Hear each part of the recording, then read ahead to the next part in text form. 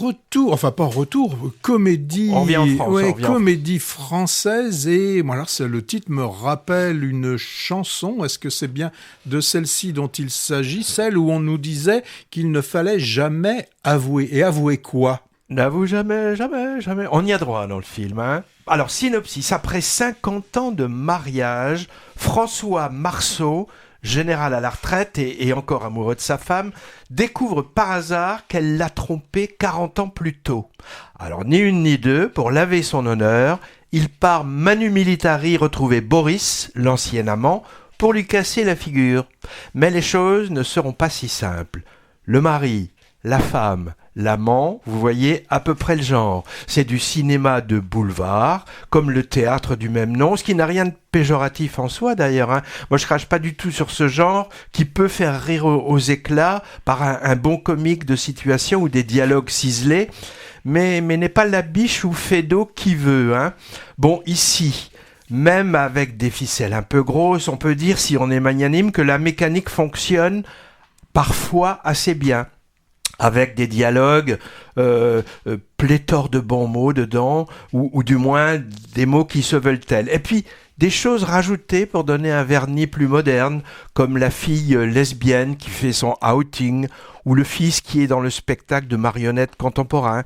Alors, par contre, il y a des grumeaux anciens qui ont été laissés et ça fait tâche, hein, comme des blagues un peu éculées sur la nudité, la carte postale touristique de la Côte d'Azur, ou du côté du mari, un militarisme fétichiste un peu lourdingue, qu'on croirait tout droit sorti du formol des années Pompidou, hein, voire de Gaulle. Je pense que des personnages outrés comme ça n'existe pas trop dans la vraie vie en 2024. Alors vous me direz, exagération, satire, bien sûr satire, mais satire à tort et à travers. Voilà. Ah, je l'attendais, celle-là. J'ai bien aimé tes grumeaux, c'est sympa ça, des grumeaux. Des grumeaux, ça c'est pas mal ça. Normalement, les grumeaux, c'est quand on fait une béchamel. Et qu'on rate un petit peu, ouais. On retrouve le duo d'interprètes fétiches d'Alain Resnais, André Dussolier et Sabine Azéma, présents dans plusieurs films de ce metteur en scène, L'amour à mort, Mélo, on connaît la chanson, Les herbes folles et autres. L'amant, c'est quand même pas Pierre Arditi. Non. Non, quand même. Et là, c'est pas Pierre Arditi, c'est Dussolier, hein. On les confond tous les deux. Là, c'est Dussolier. Oui, non, mais l'amant. Ah ben non. Ah, l'amant. Non, tu vas voir qui c'est l'amant.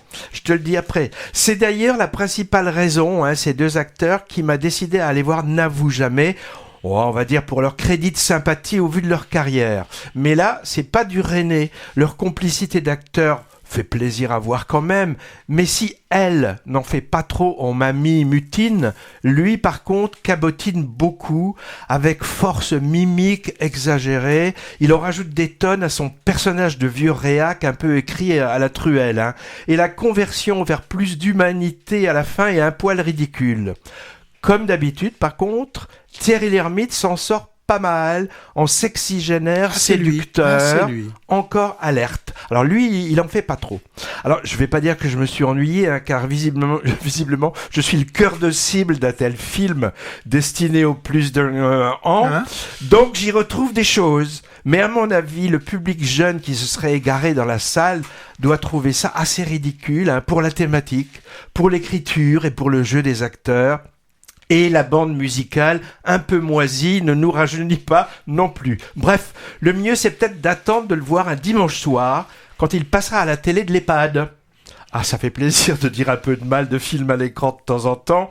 C'est pas mon habitude, hein. Du coup, je reprendrai bien un petit peu. Alors, un mot sur le réalisateur, Yvan Calbera qui s'appelle. Il a déjà commis il y a 2 ans un long métrage un peu fade, malgré son titre. Ça s'appelait La Dégustation, avec Bernard Campan et Isabelle Carré, situés dans le milieu des cavistes. Ces deux-là, je les ai revus. Malheureusement, j'en ai pas parlé de ce film. Bon, si affinité, là aussi j'aurais pu vraiment le descendre, ce film. Il est aussi l'auteur du moins mauvais Une semaine sur deux, en 2009, portrait d'une jeune ado tiraillée entre ses 2 parents séparés. Voilà pour N'avoue jamais. Ça te dit, Patrick? Là, tu m'as parlé de truelle, tu m'as parlé de grumeaux. Donc là, c'est mon avis. Oui, c'est une nouvelle façon de parler cinéma. Je suis pas sûr que tu m'aies vraiment donné envie d'aller voir ce N'avoue jamais.